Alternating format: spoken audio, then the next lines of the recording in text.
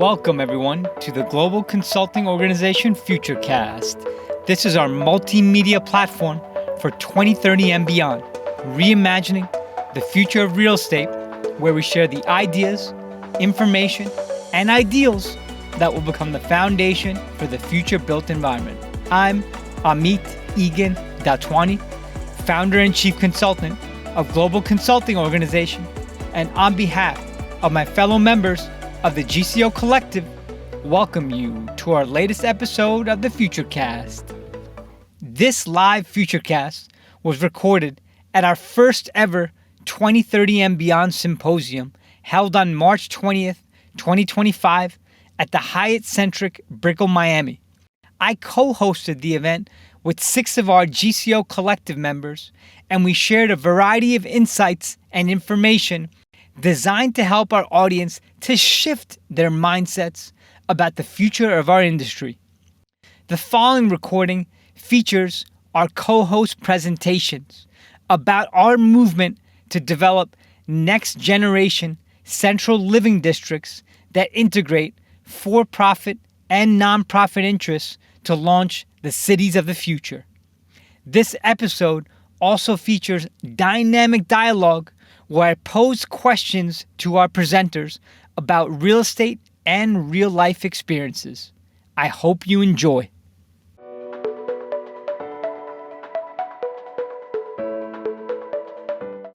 Our first speaker is Alvaro Rodriguez. He'll be speaking about branded hospitality lifestyles. Alvaro happens to work for the Hyatt, where we are today. Alvaro, thanks for hosting us, and I'd like to welcome you to the stage.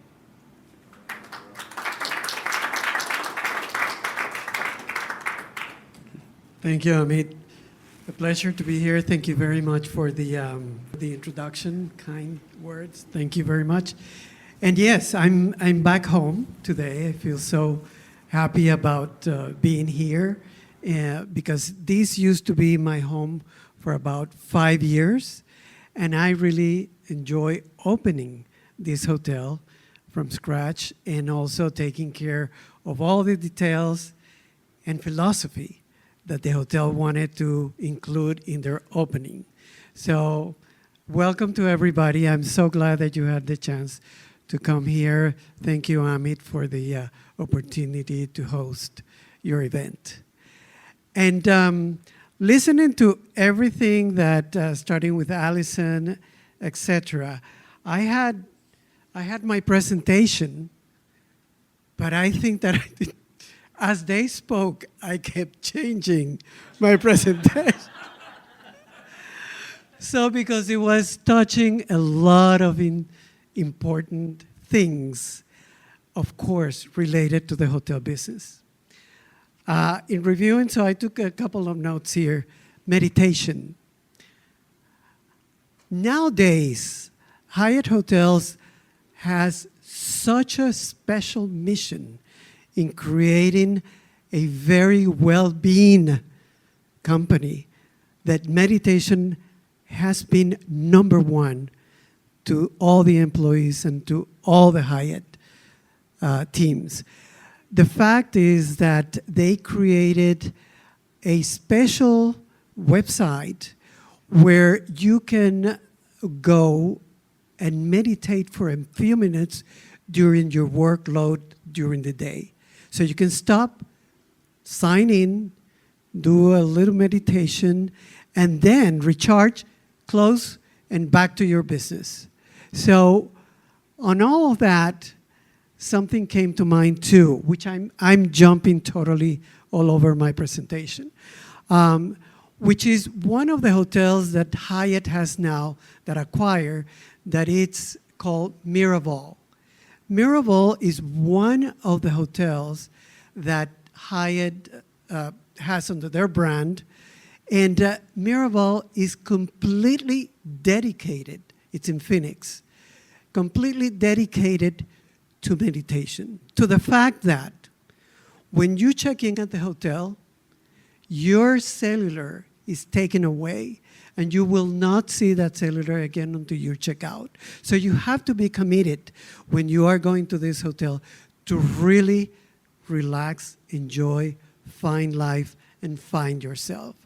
So to that aspect of well-being is definitely something that you have to think and consider. Why not a vacation of retirement to find yourself and do everything that can bring you back to your senses? Another point was internet. Of course, internet nowadays in all the constructions are key to have. And that is definitely one of the points that every guest that comes in, the first question is, do you have internet? Of course we do, in every hotel, and it's free of charge. Something else is 70% of the projects fail to meet the objectives. Unfortunately, that is super true because we're constantly opening hotels. And what's happening? We have to postpone the opening constantly because the date is not there. The compromise is not there from the construction companies. So we're constantly moving around the openings. And the other one is the urban living, it's on the rise. This hotel could be considered semi-urban, but the majority of the hotels that are being developed right now are in the urban side of the cities, which is very well taken by a lot of executives that constantly doing business around because they find it very appropriate to do business because they can have quiet areas where they can develop the relationship with the business, and also the hotel provides areas that are quiet. They are not in the city. They are very welcoming to do your meetings. So those few points I was taking, and it was something interesting to look at. Now, quickly, 3 minutes. Oh my God. So can you help me with a thank you. Okay. So the Hyatt portfolio, I'm going to read some of my notes here. The Hyatt portfolio offers a unique interpretation of the foundational Hyatt purpose, delivering personalized care and unforgettable experience in ways most relevant to our guests. So let's think together what Amit was talking about. We have to think what is in the future and how can we appeal in the hotels to everybody that is going to check in a hotel and use one of them. So everything has to be personalized, care, and most relevant to our guests. What is more relevant? It could be the area the hotel is. So here comes the construction, the design, the why is it going to build there and is not going to be built in another place. So what happens is that we have to think what's appealing, where can we develop a real nice building, complete with all the latest of the industry, and at the same time appeal all the guests. 1 minute.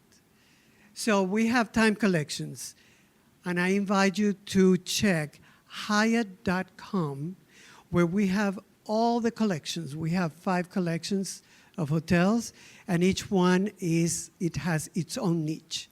So Hyatt.com, and then you click in the collection that you like to check, and you'll see the definition and how appealing it is to your project or what you're gonna do during your vacation or business. Thank you very much, and hope that it helps a little bit. Alvaro, you're not going anywhere. So part of this program will also be after each presenter presents for 8 minutes, I will follow up with some questions. We don't have time for audience questions today, unfortunately, but afterwards, some of us will be gathering at Kanya on the second floor. If you have any questions, please write them down and hold them for our speakers. You had a different presentation plan, so my questions also kind of got thrown off here. So I'm going to do your presentation right now, if you don't mind, and ask you questions about this. Go ahead. Okay. Hyatt's got a lot of brands, as you can see here. And they're amazing. I've been staying at Hyatt hotels for many years. That's how Alvaro and I met, actually at this hotel. And you've got a lot of brands here, Alvaro. And what is it, 25, 26 brands? 26 plus. 26 yes. plus. Uh-huh. How do you keep track of all these brands? Well, we had that problem, actually. And there were too many hotels and all kinds of hotels.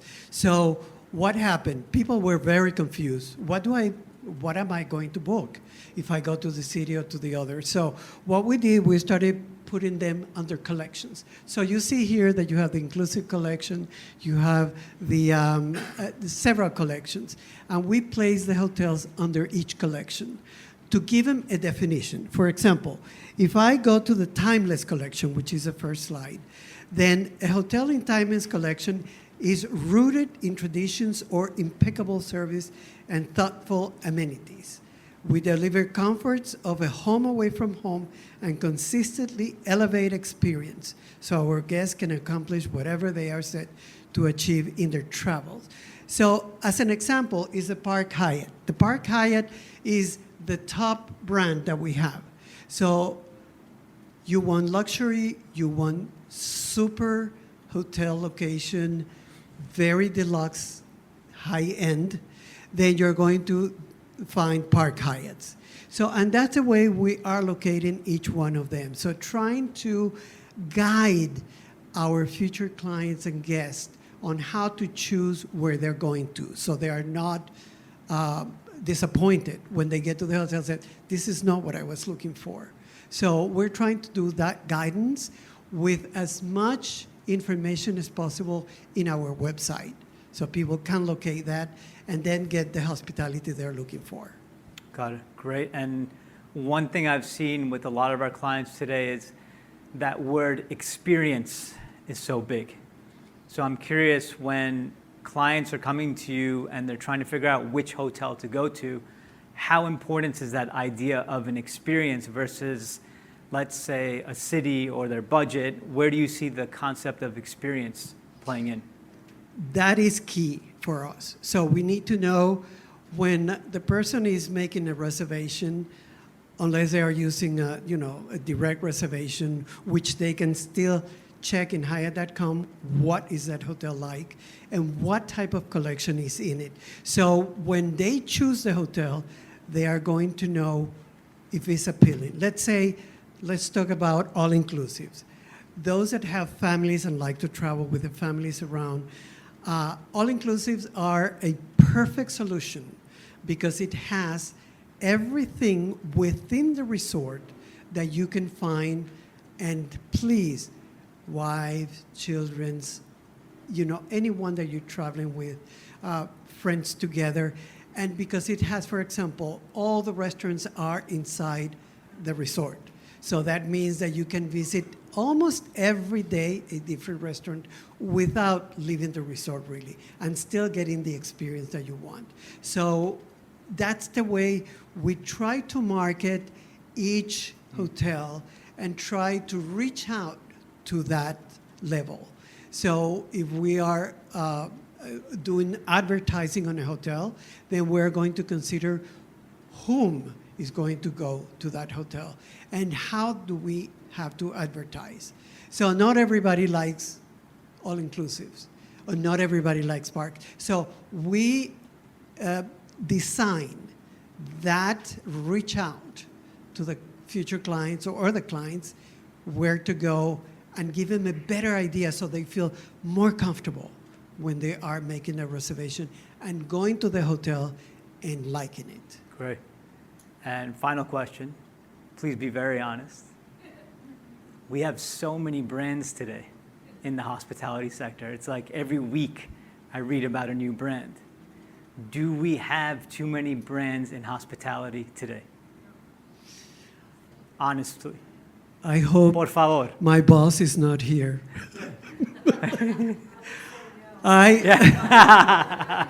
That's it. Your boss is here, always watching. No, actually, I think we have too many.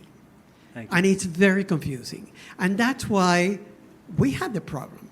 we have the problem of saying, okay, who's coming to this hotel? Now we have to do a whole study of who's going to come to this hotel.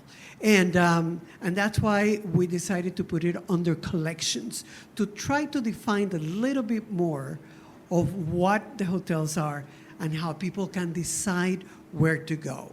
Because truly there are too many brands, including for us that work, I worked for Hyatt for 25 years, and I don't know all the brands. And it's impossible for me to visit them or to get any feeling whatsoever. Yeah. So you can imagine with the clients. So that's why we're trying to put collections, define them, and find a common on each one of them so they can go ahead and find themselves happy where they're going, because that's the ultimate thought. Great. Yeah? Alvaro, thank you very much for those insights. Thank you. Thank you very much.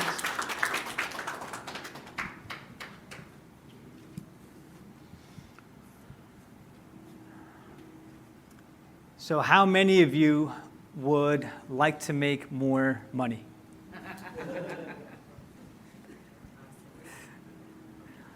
Our next speaker, Jennifer Quent with Kaufman Rossin, is going to teach us some very special insights on how we can make more money. Jennifer, welcome to the stage. Hello.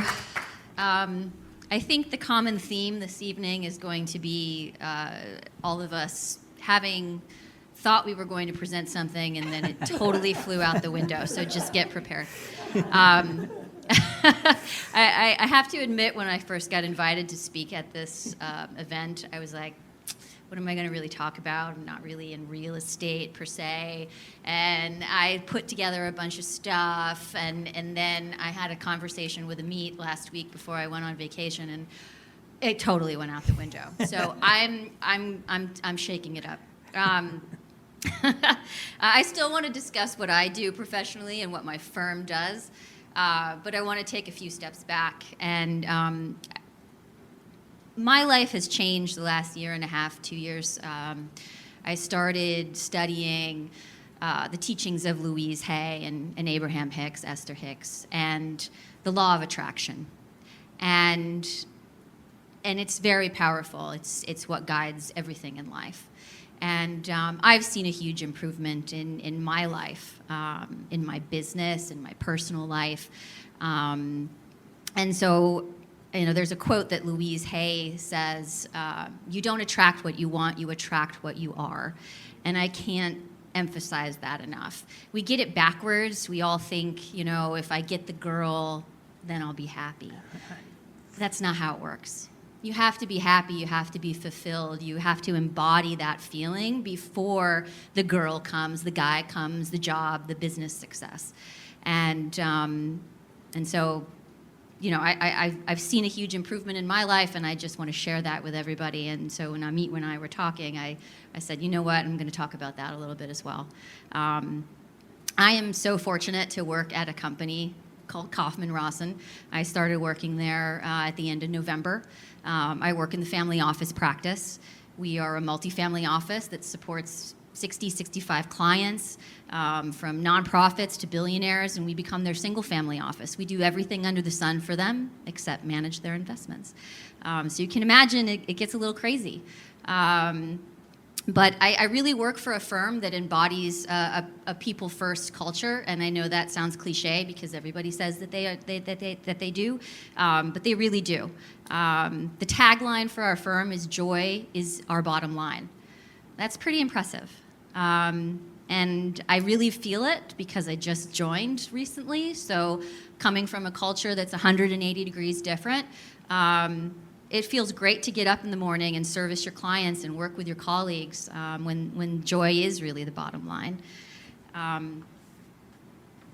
Numbers don't lie. Numbers drive our business. You need to know if you're profitable. You need to know if you're not being profitable. But it shouldn't be the reason that you get up in the morning. You have to have a passion, and if the passion isn't there, people feel that. Clients don't want to work with people that don't have passion. And so it really should be the driving force.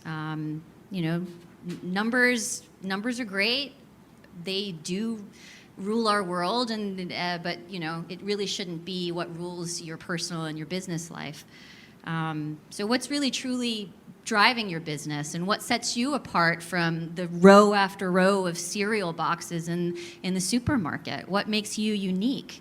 For me, I've had a very interesting career. I started my career at 17 dancing with American Ballet Theater. I started in the performing arts. Now I work in public accounting. Go figure. But I find so much joy just being good at what I do. And I think that's the case for all of us. If you're passionate and you love what you do and you get up in the morning and you love serving your clients, and it all kind of just falls into place.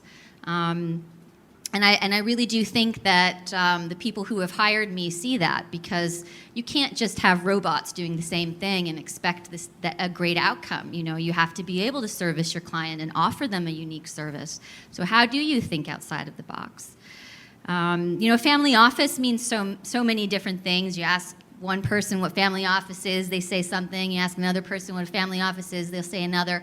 So no two family offices are ever the same. There's a lot of fake family offices out there. I love what we do very much because, we really serve as a single family office. And what does that mean exactly?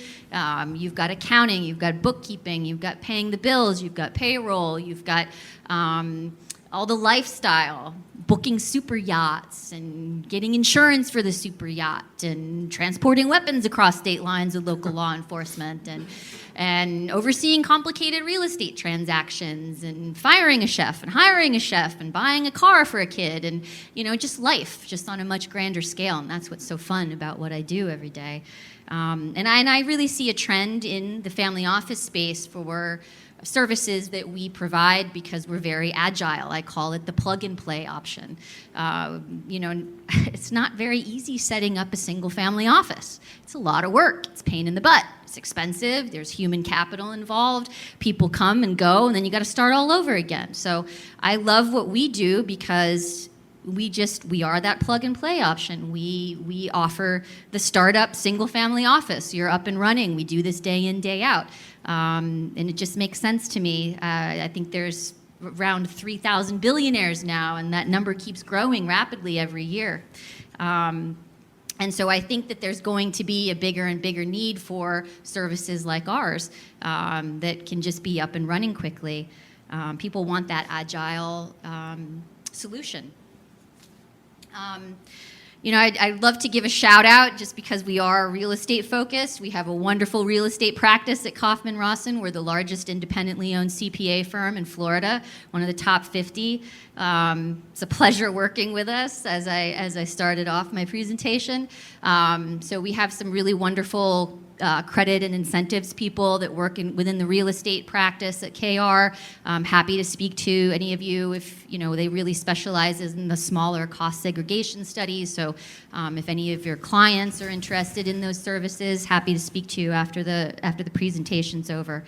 And really the last thing I wanted to touch upon quickly was what us average income earners can do that the ultra high net worth clients that we service on a daily basis, really the most important thing is having a legacy repository. And by that, it could be a manila envelope, it can be an Excel file. Put all of your important things listed down. All your bank accounts, your advisors, your doctors, everything. If you got hit by a bus tomorrow, would your family know who to call, where the lockbox is? Why do you want to have them struggling figuring everything out? So we do that for our clients. I highly recommend that you do it. There are a lot of things people don't realize that they can do, paying medical and education costs directly to the institution versus giving it to the person, because then it's a gift. Giving away $19,000 a year to somebody or $38,000 for a married couple, it doesn't count towards, it gets out of your taxable estate and it doesn't count as a gift. So there's a lot of things that, that we can do as average income earners that a lot of people don't realize. So I think I got to wrap it up. But anyways, it was very lovely talking to you. Thank you, Jennifer.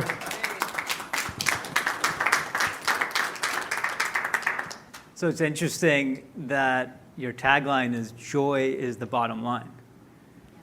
And Rick, I don't know if you know this, but Jennifer's teachings that she mentioned from Abraham Hicks, one of the core premises behind how to attract more wealth into your life is to vibrate joy. Absolutely. The more joy you vibrate, the more wealth you attract into your life. So Jennifer, if you don't mind, could you share a personal anecdote of maybe an example in your life where that has worked for you? I think, like I had mentioned, after starting to study the teachings from Abraham Hicks and Louise Hay, my life has shifted a lot. It's very personal and vulnerable, but I had probably the worst year of my life 2 years ago. Everything fell apart. Relationships, family, kids, was very miserable at work. And I started studying these teachings, and I had a shift inside of myself. I didn't lose my job right away. I changed my focus, and those things kind of working at KR, the opportunity to work at KR came about. Really great people started entering in my life, and the people that I didn't need to be associating with started falling away. And it sometimes is like a blessing in disguise. You think you're losing so much. It's just getting you prepared for greatness. So, from my own personal life, I've seen a huge shift in the last 6 months. Well, thanks for sharing that. Yeah. You mentioned this idea of how you become an integral part of a family. Here you have a family office practice, and here you are modeling that every day, where you're almost like a part of the families that you assist. What are some practices, techniques, beliefs that you have about building trust and relationships with these families that you think could be helpful for some in our audience to hear? I think the thing that most people are willing to pay a lot for is dependability and accountability. You might not be the best technician at something, but if that family can rely on you to answer your phone all the time and get back to them, and you really show that you're dependable all the time, that's golden. I think that's how I've become successful in what I do. I love what I do very much, but it's that accountability and that dependability that is unwavering. And when the family, I recently moved firms, so I had one particular billionaire family that I was very, very close with, and I've worked with them intimately for the last 6 years, and when I get a 3-page handwritten note from the wife and a long voicemail from the husband, who is a very busy man, that just says everything. That's just all worth it. You've done your job well. Great. Thank you for those insights. Of course.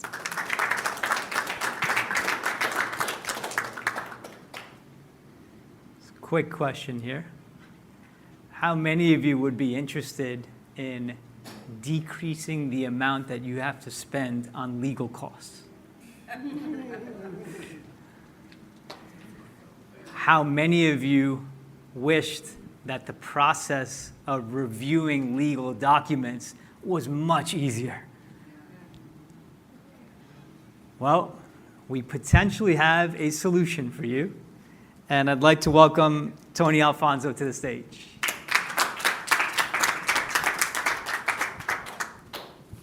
Thanks, Amit. First, take a quick mental picture. Think of an office building. Second, think of a hotel. What comes to mind immediately? An office building is work, it's angles, square. A hotel is, as Alvaro said, experience, a place to gather, spaces for people. The key point of this is that the underlying economics of how hotels and office buildings are built shape how the actual buildings are built. So in an office building, you're basically maximizing for square footage. Owners basically build the buildings to get as much square footage as possible so they can just lease it to tenants. Hotels, on the other hand, are totally focused on the experience. And I think the underlying metrics of how owners get money from the buildings shapes how they're actually built and how we experience them. Similarly, legal. Amit just mentioned it. What is the core value of how people get legal services? What is the revenue generator for lawyers? Billable hours. Everybody has heard about billable hours. Everybody knows all about it.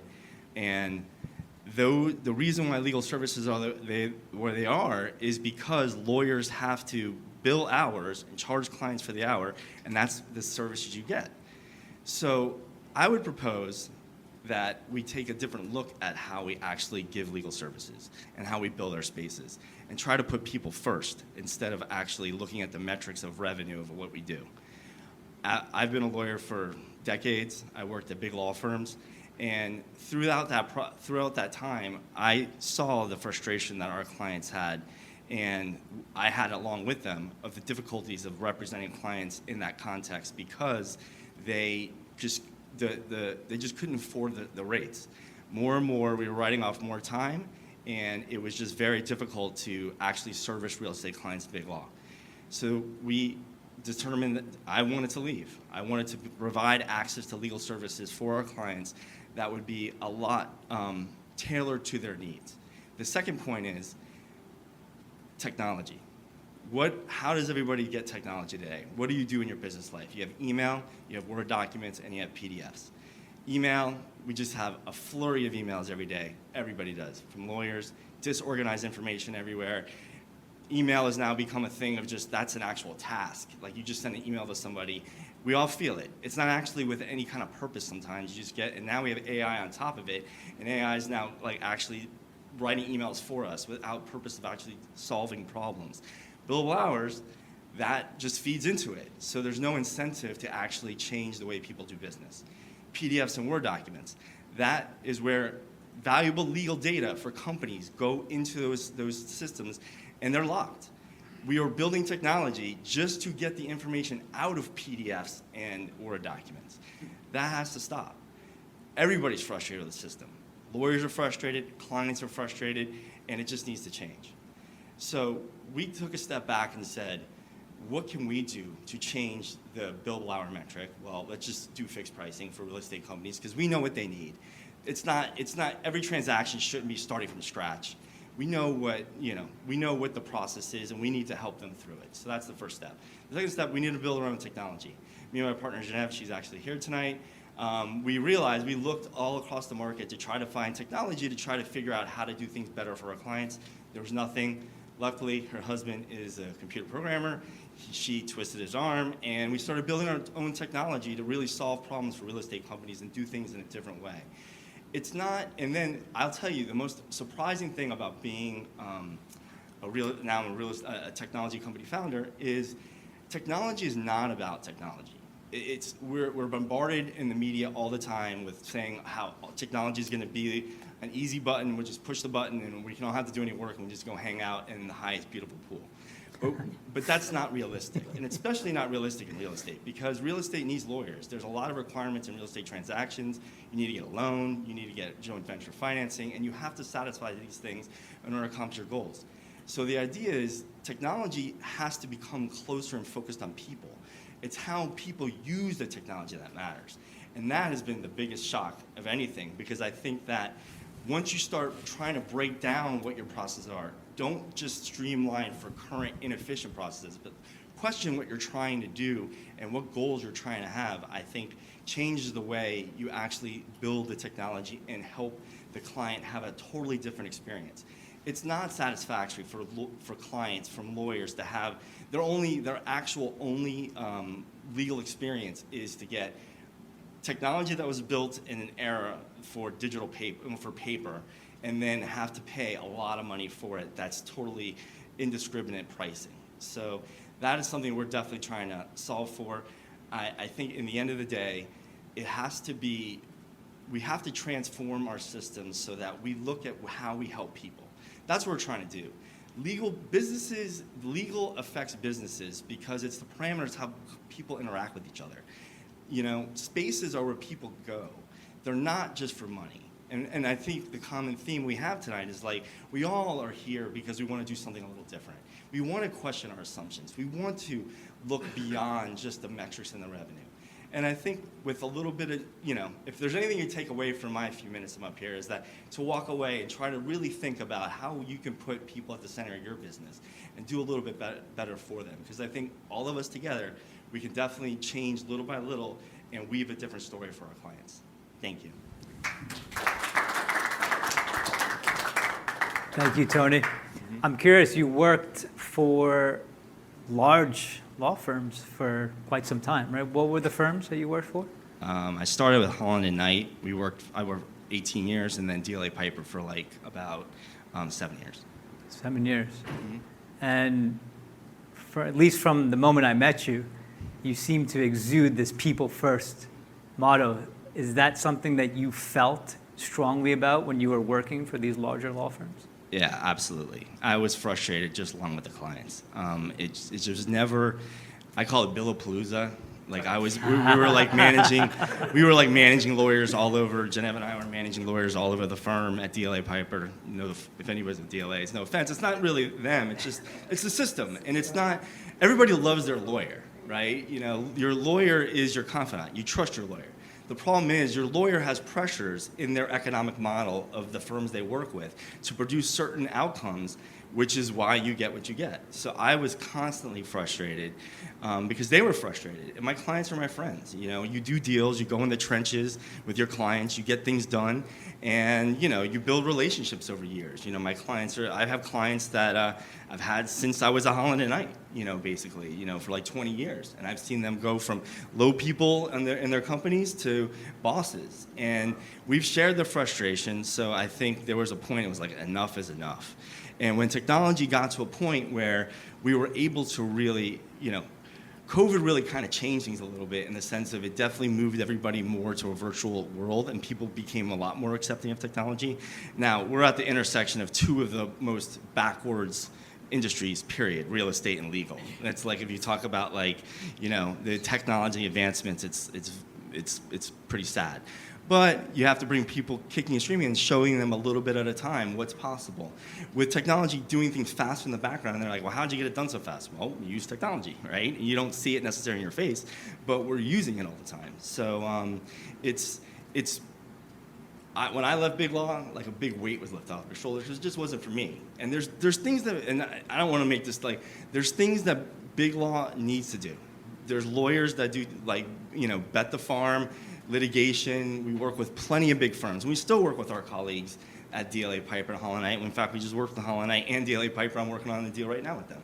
So it's about the focusing, changing your focus from the system of metrics to people, and then having a better result from that. Interesting.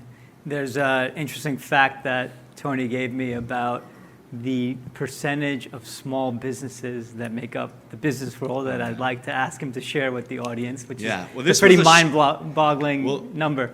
I went to a legal technology conference here in Key Biscayne a few months ago, and the keynote speaker started with the stat that, there's 33 million companies in the United States, so and 87% of them do not use legal services. 87%. So basically, the only options right now for people are either big, law firms, even big or small law firms, or do-it-yourself legal technology like LegalZoom, which is basically legal information.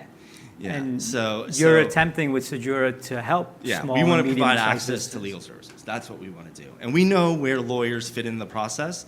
Computers, you're not going to have a robo-lawyer. That's not going to happen. Well, maybe not based on the technology we have today and LLMs, but the idea is to put lawyers in the right place in the process. Let them do what they want to do.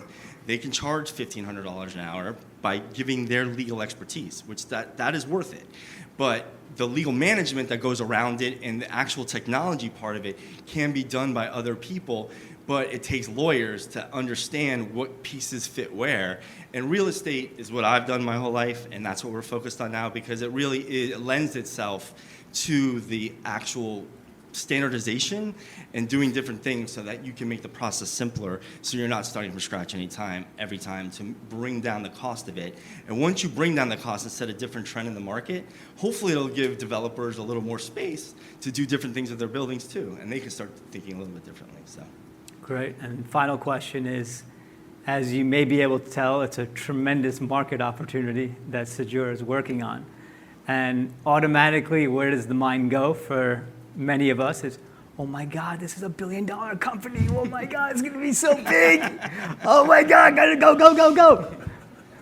But Tony's got a very unique perspective and philosophy that he integrates with his day-to-day work, which has a Taoist influence.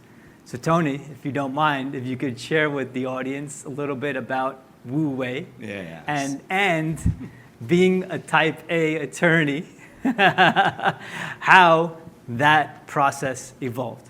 Yeah, so basically I was introduced during COVID. A friend just introduced me to this philosopher, Alan Watts, who basically talks about the concept of Wu Wei. And I just want to start by saying I do think we need to come to a point. I do think we're focused on mindfulness, and I think and I applaud Amit and Allison for talking about mindfulness and meditation in a way. I think sometimes the terms we use kind of turn us off of things and turn our mental, like Amit said, like have the empty cup, like kind of like suspend your disbelief. And I first got it, and I started thinking about it, and it just made sense. And whether it's spiritual or not, is like the idea of not forcing.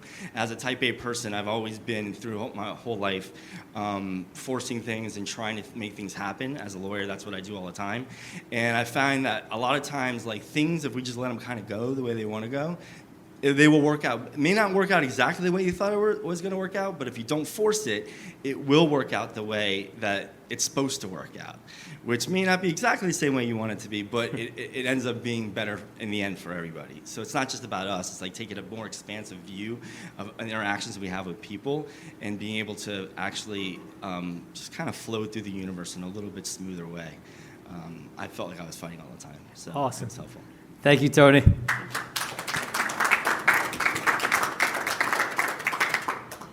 So, quick show of hands. How many of you since the pandemic have had challenges with your insurance premiums? Yeah, some laughs, well deserved.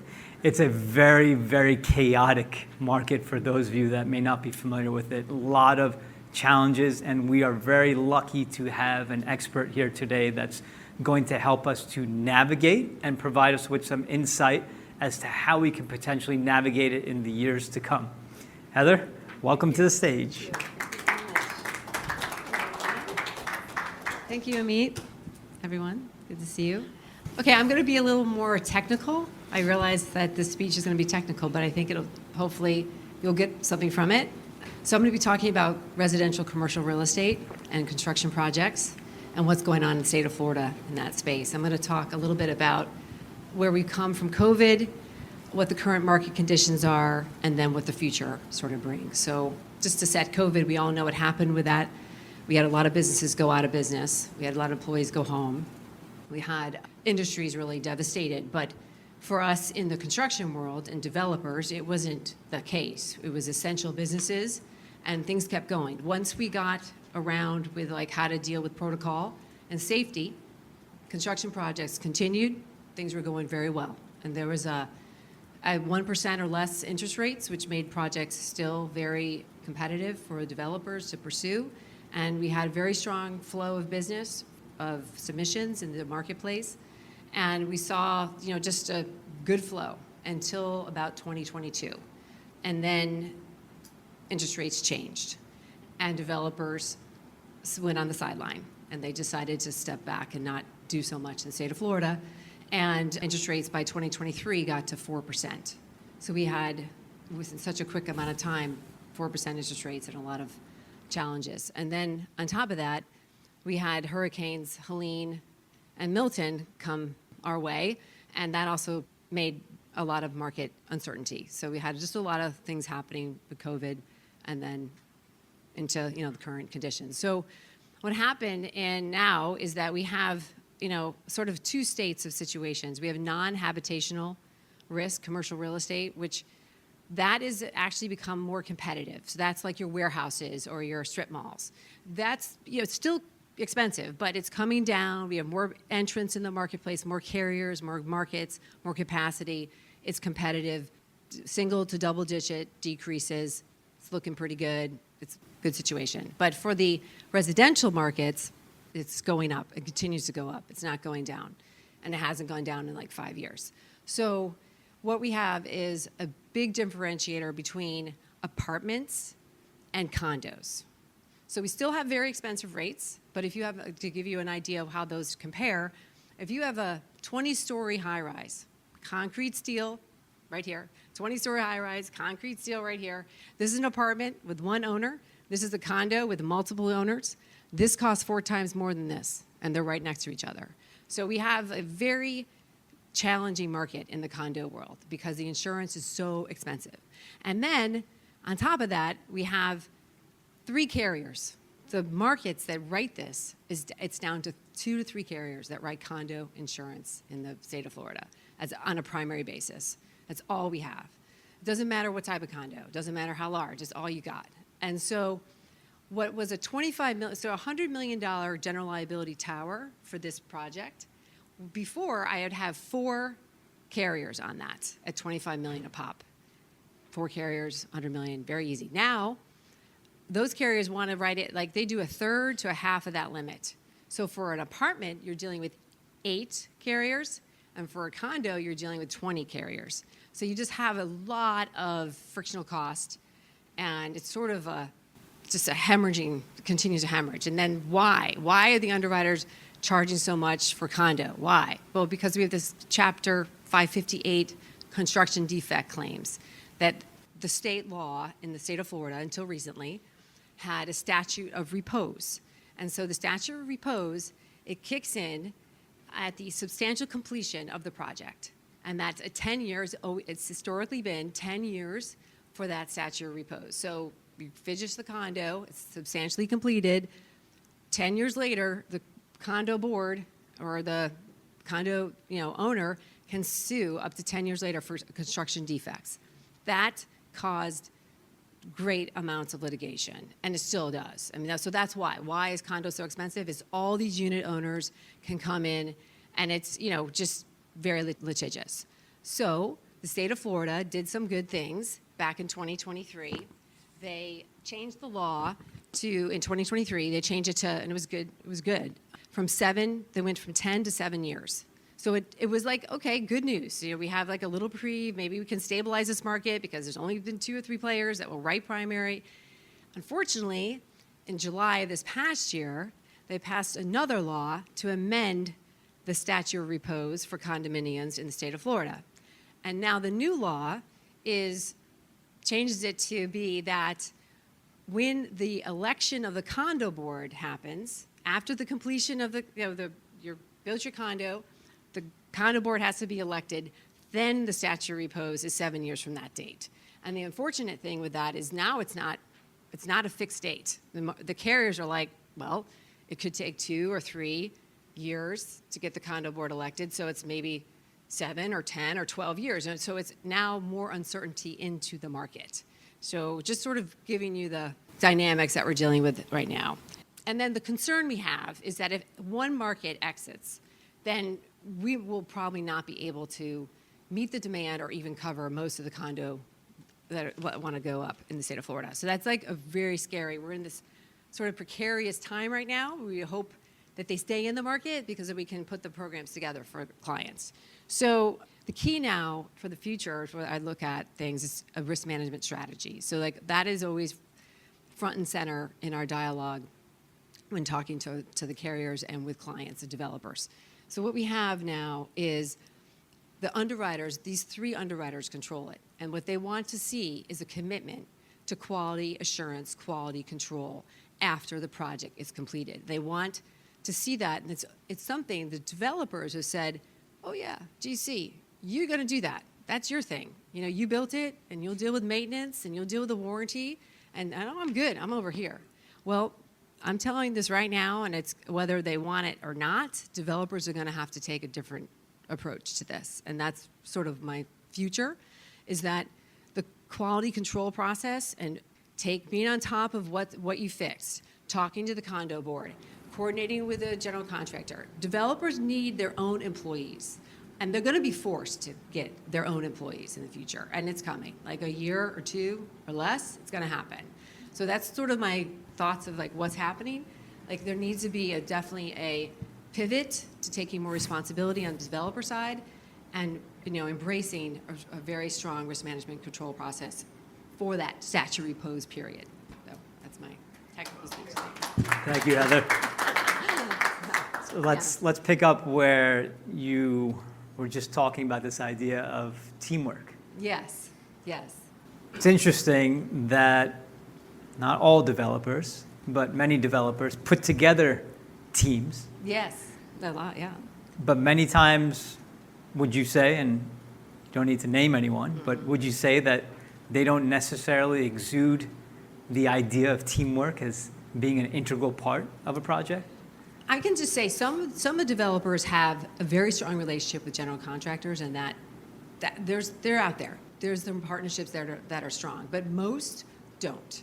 And they don't look at it as like, hey, we're in this together. They sort of say, I'm an LLC, I've got my thing, we're going to finish the project, moving on. GC, you deal with that. So most don't. Some really do have strong partnerships, but I would say, in my opinion, most don't. And they should look at it probably, like I said, a little differently. So is that a key change that you feel needs to happen in the years to come to deal with this?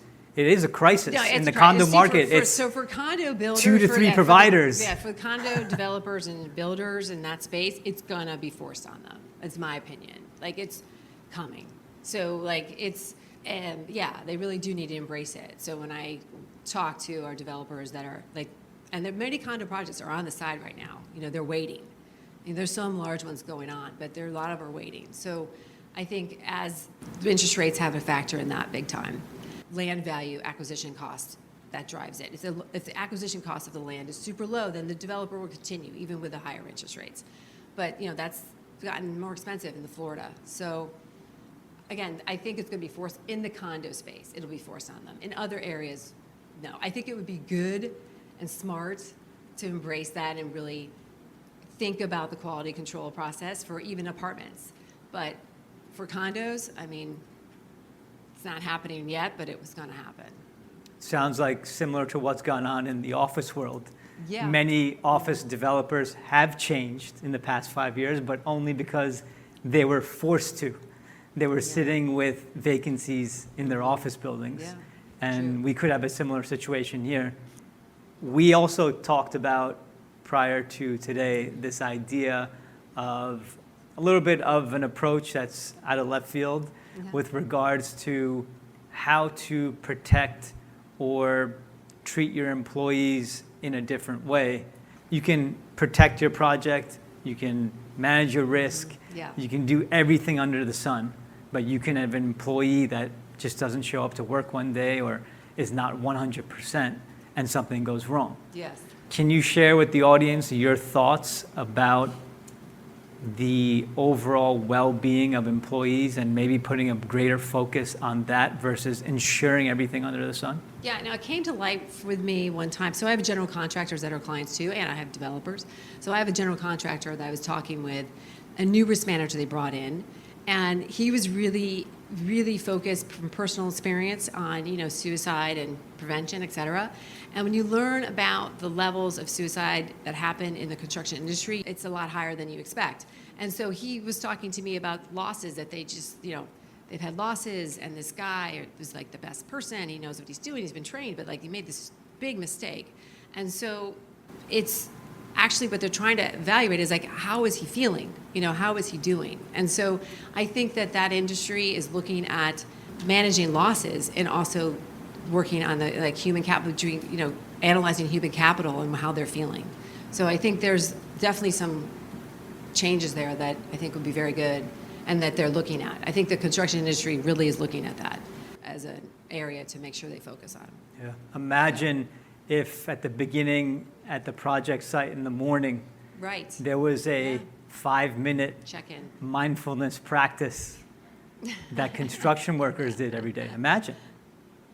And imagine if developers created a well-being program for the workers on a project that included a healthy diet. Just some ideas. It may take until 2030 and beyond for that to come true. I know, But just yeah. planting some seeds for the future. Heather, thanks so Yeah, much thank for you, those guys. insights. Appreciate it. Thank you. So how many of you would love to live oceanfront? Let me ask again. How many of you would love to live oceanfront? How many of you would love to live on the Intracoastal? Not as many. Our next speaker has been involved with the condo termination world for many years. And for those of you that are not familiar with it, there is great opportunity within this world where Eddie's going to share with us some of the insights as to why there could be more opportunity in the future to live on the water. But it's not necessarily very affordable. So he's going to talk a little bit more about that. Eddie, welcome to the stage. So, just to give you a little background on myself, let me take a quick inventory. How many of you live in a condo currently? Did you get hit with a special assessment? Yeah. All right, then. Which will lead right into the condo termination.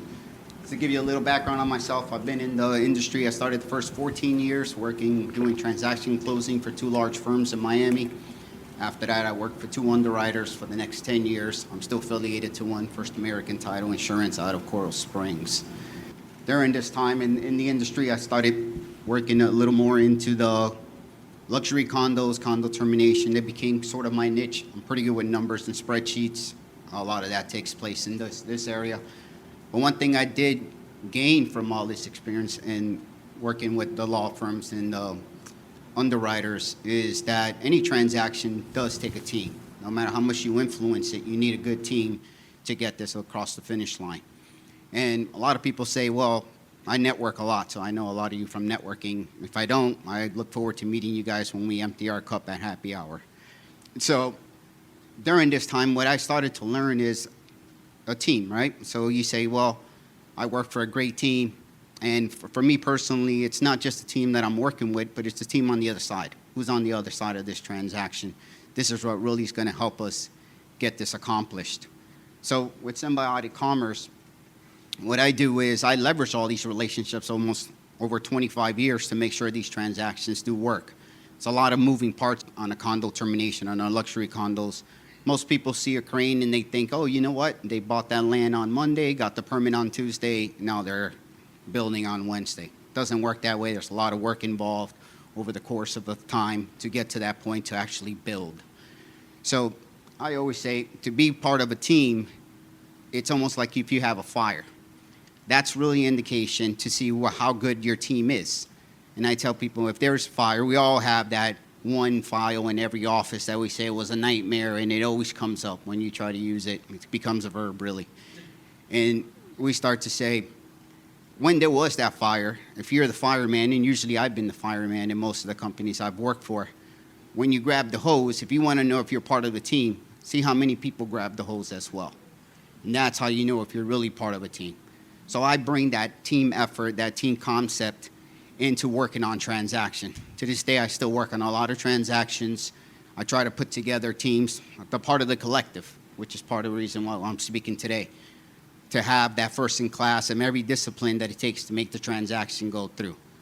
So we use condo terminations and luxury condos, not only because that's bad, but also for the 2030 to be aligned with it.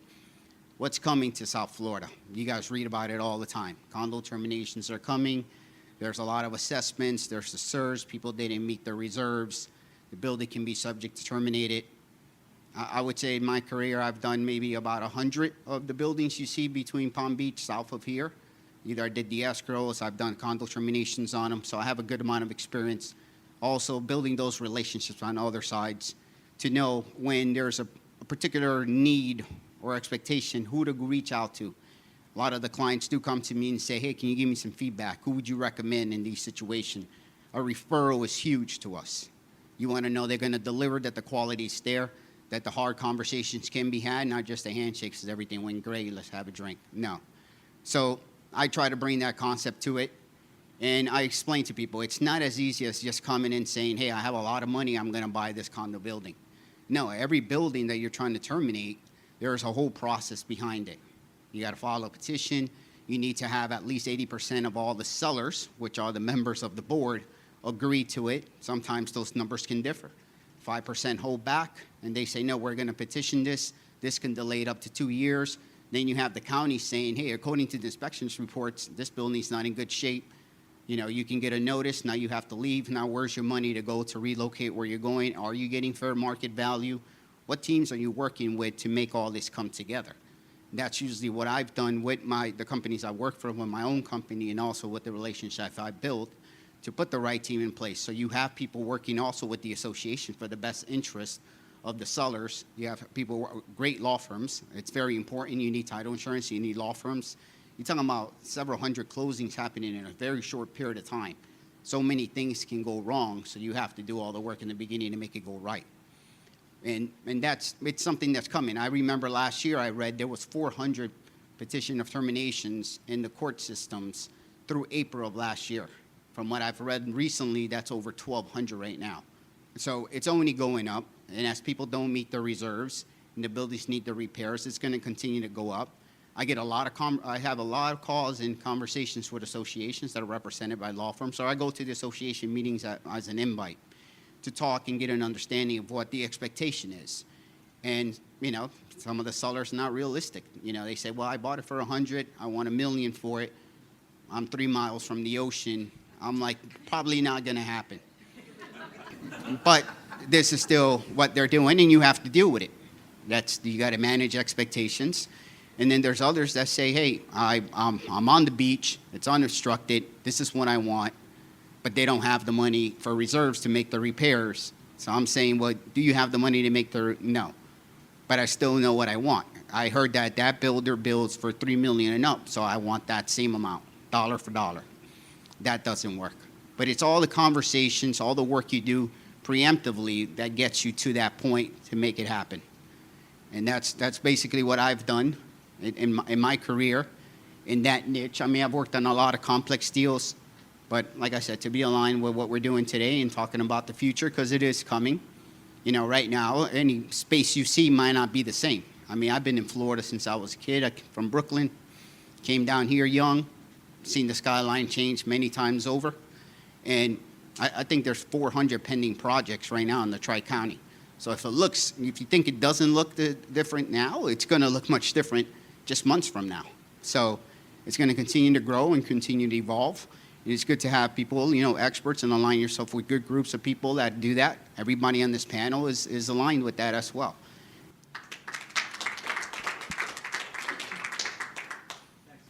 Thanks, Eddie. How many potential condo terminations do you think there are in the South Florida region right now? It's hard to really say. There's thousands of associations. You know, people always think that, an association is only if it's a high-rise building. It isn't. If it's 3 stories or higher, or if it can be 2 stories and having associations. But as far as being terminated, it depends on how much they failed their inspections, how much they failed the service, how much reserves they don't have to make these repairs. It's kind of hard to sell a condo unit when you know it's subject to be terminated. So there has to be a lot of things that align itself for that. But to give you an actual number, that all depends. You know, there's still ongoing legislation on the matter of trying to figure out, like, to delay. There's a lot of fixing senior incomes in those buildings that they need to know where to go next. It's hard to give you a rough estimate on that. Okay, let's try this one. Sure. It's fun to talk about oceanfront, intracoastal, but the reality is the majority of our built environment is not that. And we have a great need in this country, especially in South Florida, for affordable housing. Can you talk a little bit about the reality of the housing market? We've talked about this a few times. If you can give us some of your off-the-cuff thoughts on the reality of the affordable housing market down here, would be great. It's kind of difficult. I mean, when you start thinking about, you know, they used to say if you dropped a pebble in the water, where the pebble dropped, that's your downtown, and the ripple was, 30 minutes where the ripple end, that's where housing would happen. I don't know about you guys, but if you came to downtown, even to Brickell, I think it took me 30 minutes to get off on 95 just to get here. So, what's affordable anymore. Now, I do think that they're trying to, and they're conscious of the fact that affordable housing is also your workforce. So to sustain a society, you need a workforce. Now, can they repurpose some of these buildings? Can they make some private-public partnerships to try to get that? You know, there's a Live Local Act. There's different things they're trying to see if they can maximize to bring that forward. So I think it's actually implementing them, seeing them through, allocating the monies to do it, creating those actual partnerships to create affordable housing. This is paradise. I don't see that they would really risk to compromise that by not making something happen. Great. And the name of your company is Symbiotic Commerce. You talked a lot about, or you mentioned ideas around this concept of teamwork. Can you talk about the inspiration behind the name of your company? I think that, everything I do is relationship-based. Commercial real estate is relationship. Most of what we do in our individual fields are relationship-based. I like to be authentic. I like to be forward-facing. I always tell people, if you work on a deal with me and it's going great, you'll see me. If it's going bad, I'm at your hip. It's not hard to find me. I'm going to be right there giving face to the situation and finding the solution to it. So Symbiotic is just, exactly what it means. It formed a relationship, reciprocal, synergistic, built for not just one, the I, it's for the we, for the us. And it's that team effort that makes that work. Great. Thank you. Thank you.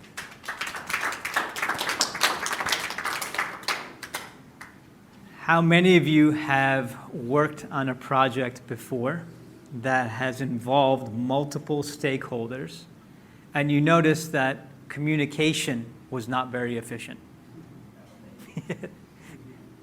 We didn't get the hands raised, but from the laughs, I could tell you've all been there. Our next speaker is going to be proposing some ideas about integrating the project development lifecycle that will ideally become solutions for us in the years to come. Laurie, welcome to the stage. Hi, good evening, everyone. Thanks for having me. So, as Amit said, I'm an attorney. I do real estate development and construction, and I work with a lot of owners and developers, some contractors as well, and architects. But, Amit said to me, where do you see, we talked about, he talked about at the beginning, right? 70% of projects don't end up where they were supposed to end up. They don't finish on budget. They don't finish at the scope that was intended. Why is that, right? And a lot of it is because there isn't an integrated system. There isn't an integrated group of people. Everything is done in a very linear way. So owners look to, okay, what can I buy? Where do I want to buy it? What can I build here? And then they design it. And then they find a contractor to build it. And during that process, then they may bring in a lender, they may bring in insurance. And it's not all being done sort of at the same time. And owners always say to me, oh yeah, we're not focused on that yet. And I'm always trying to pull them to say, well, we do need to focus on this. Because if I'm writing a construction contract and you don't know what your insurance program is going to be for the project, how do I write a contract? If I don't, know what your finance is going to be or what your project schedule is, how can I write a contract? And there are systems out there that provide this more integrated project delivery, but the industry is very, very slow to adjust. We're very still in a very linear design, bid, build process. And there is what's called integrated project delivery, which is really where owners, contractors, and architects actually sign, all three parties sign one agreement. And they are sharing in the risk and they are sharing in the reward of the project. It exists, there's forms for it, very few people are doing it. As Heather had mentioned, we're always talking about risk allocation. I mean, I teach my students about everyone wants to allocate the risk to somebody else. The owners want to allocate it to the general contractors want to allocate it to the trade contractors. Everyone wants to say, it's not me, it's somebody else. And that creates litigation, it creates delays, it creates distrust between the parties. So the idea of integrated project delivery is that if the project does well, you all do well. There's an incentive for the architect and the contractor to actually make more if the project does well, but also if the project doesn't do well, if the project doesn't turn out the way it's supposed to turn out, they're all sharing in that risk. So instead of the finger pointing of an architect saying to the owner, well, you changed the design so many times, you created delays, or the architect saying to the contractor, you didn't construct it right, and the contractor saying to the architect, you didn't design it correctly. I mean, this is what goes on in projects where that's what creates these projects that, 70% are not meeting their goals. So it would be nice to see more of that. I think we have to have a shift in, again, the trust issues, having people that do trust, as Heather had mentioned. There are some developers who have strong relationships with general contractors and construction managers. I have some clients that are like that. They use only one construction manager, a general contractor. But even in that situation, if things go wrong on a particular project, they're still pointing the finger at each other because they're not really sharing in the risk. They may have a little more trust than others would, but they're not fully saying, we are a team. Everyone is always looking at somebody else. There is another project, a way to look at a project instead of design, bid, build, which means you design the project, then you go bid it out to a contractor, then you build it, is a design build project where the contractor and the architect's actually a separate entity but retained by the contractor. So there's sort of that synergy between the two of them, so that finger pointing is reduced. So there are ways to deal with it, but it really needs to be a whole shift of looking at it more holistically and looking at it more globally.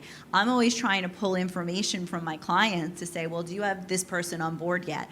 Well, no, not yet. We're focused on this. And it's very hard to get them to focus on, let's look at everything together. And I know a lot of it is, well, I'm focused on costs and I can't bring this person on yet, or I can't bring that person on yet.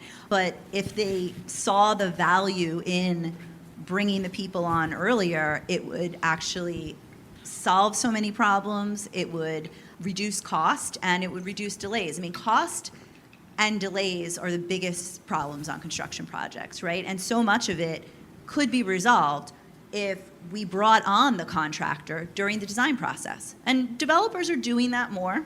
They're bringing them on in the pre-construction stage. They're having them talk to the designers. They're having them, because what happens is an architect can design a fantastic building that looks great, and then the contractor comes in and says, well, A, this isn't constructible. It cannot be built pursuant to code or just pursuant to the laws of gravity, whatever it is. Or, yeah, we can build it, but it is going to cost 5 times your budget. And that happens so often. And if an owner can sort of think a little bit outside the box and say, okay, you know what, I'm going to get a construction manager on board now who's going to talk to my design team. And instead of having this whole design that then we have to rip apart and redo to figure out how to save money, we've done it along the way. And doing that is so much more efficient. And the same is true, as I said, with insurance and knowing how it's going to be insured and knowing what type of policy it's going to be. And there are a lot of policies out there these days where owners and contractors are under the same policy. And that's actually helping because it's actually reducing that finger pointing because they're all going to look to the same insurance policy should there be an occurrence. It doesn't necessarily always resolve delays and those types of issues, but it does help. So there's things out there, there's sort of little seeds, but it is taking quite a long time, especially in the private sector. Design builds and integrated project delivery is becoming a little more prevalent in the public sector. I work mostly in the private sector, but I do some public sector jobs, and I represent a lot of housing authorities down here in Florida and across the country. And they're seeing, surprisingly enough, the public sector is actually seeing the benefits of a more integrated project delivery, and they're requiring it in a lot of circumstances.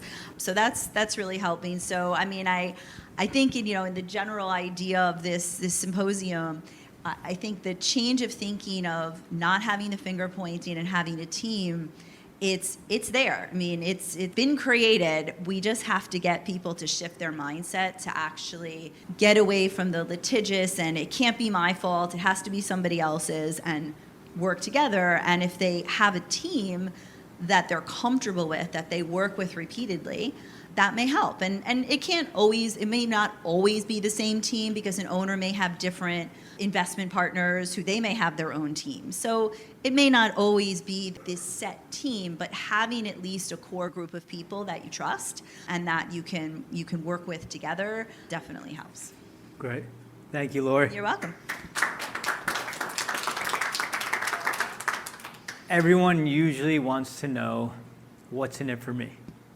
Do you have any ideas off the top of your mind that comes to your head about how we could create this system where there are rewards embedded into the project development lifecycle for, let's say, coming in under budget, finishing early? Mm-hmm. Any thoughts come to mind? Yeah, well, I mean, there are, we do put in sort of carrot and sticks in contracts, generally. A lot of owners come to me and they say, well, what do I do if if the project's delayed? They're going to have carrying costs. So we do have liquidated damages, we do have a penalty, but then we couple it with a carrot with, you get an early completion bonus. So yeah, if you're late and it's your fault, those damages that we might be able to charge a contractor are never actually going to cover an owner's daily, costs for a late project, but it incentivizes the contractor.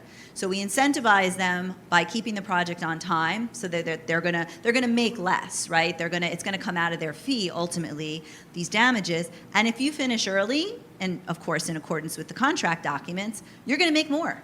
So we're doing that, but it is in a very, it is still an owner-contractor adversarial environment, whereas the integrated project delivery is, really a little more collaborative. Right. And you've worked on some significant projects in New York City. Mm-hmm. One of them is 157, which is one of the original buildings on Billionaires Row, which is 57th Street in New York City. Mm-hmm. We talked about how Park Hyatt is the brand at 157. Could you share some thoughts on what you may have observed I know from afar, because you weren't directly involved with Park Hyatt, or no, can you clarify? I was involved in all of the contracts for Yeah. Is there anything that comes to mind in terms of having that clear brand that was identified as the vision for the project? Mm-hmm. Did you notice any differences in the project development life cycle because of the clarity of that brand? Mm-hmm. Definitely, and I did do that project. I've done other hotels. That one, of course, it's a hotel and a condo, and there's amenity space, restaurant, and other commercial. So there were actually a lot of different parts to it. But when you have a brand, when you have a hotel or a particular tenant that comes in, it takes a lot of the decision making away from the owner developer, which is actually a good thing, because a lot of times it's the owner changes or the owner's uncertainty of whether it's about the market, whether about who their anchor tenant's going to be. They don't sometimes know exactly what they're designing, because they are trying to fit the building into the market sometimes, as opposed to deciding what you're going to build and kind of let the market come to you. I had a similar, a project in New York where, they didn't know what the 42nd floor of the building was going to be, and we were on the 41st floor. I mean, we were pouring the 41st floor. And, unfortunately, there was a fatality when the 41st floor was poured, and it created a huge contentious litigation and lawsuit over delays, because obviously the project was delayed because the contractor delayed it because of the fatality, because it was a safety issue, but the owner was already delaying the project because they didn't even know what was going to be one floor above where they were pouring. So I think when you have a vision and when you have a brand that comes in that has a lot of times their own designers. We had different architects for the facade and for the interiors and for the residential condos, but then Park Hyatt had its own design team. Right. And so the owner kind of couldn't really touch that too much, because they had to deliver the Park Hyatt product.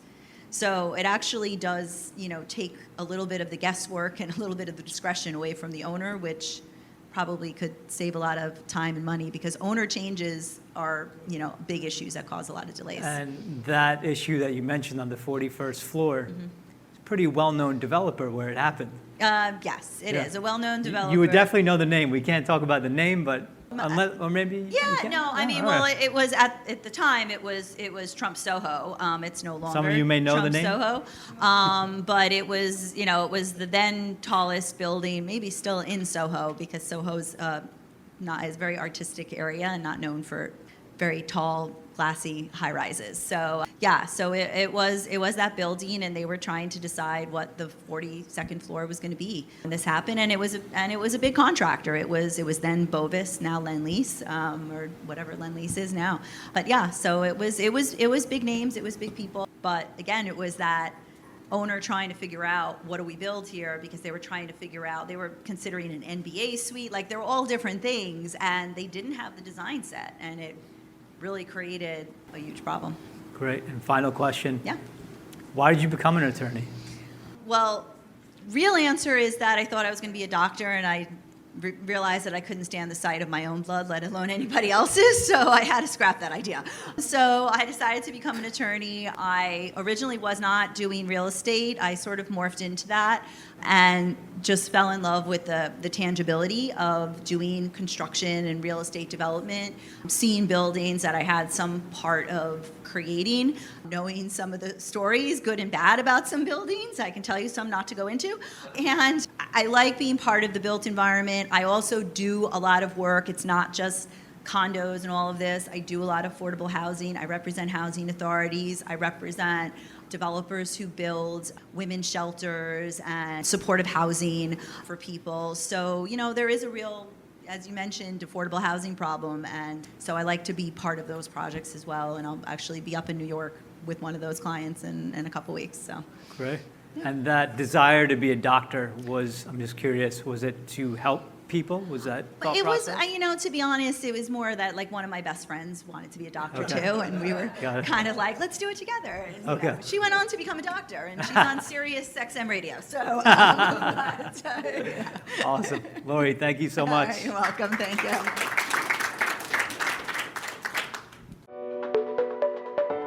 I thank you for tuning into today's FutureCast and taking into consideration some of the ideas, information, and ideals that we believe will become the foundation for the future built environment.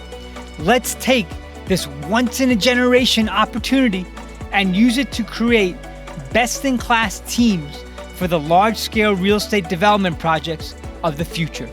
Cheers to 2030 and beyond.